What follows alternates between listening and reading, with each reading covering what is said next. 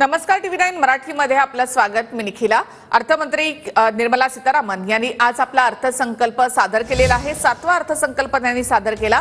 आयात शुल्क कमी केल्यामुळे सोन्याच्या दरामध्ये आता मोठी घट झालेली आहे। मुंबईमध्ये सोनं 3531 रुपयांनी स्वस्त झालेलं आहे।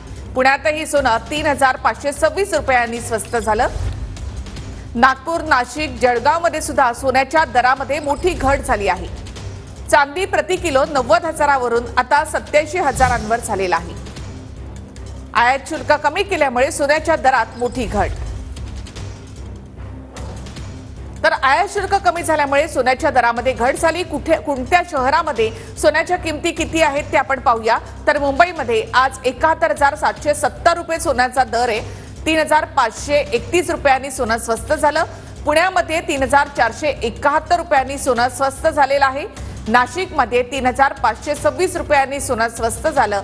संभाजीनगरमध्ये आजचा सोन्याचा भाव आहे 71,800 रुपये। 1,200 रुपयांनी या ठिकाणी सोनं स्वस्त झालं।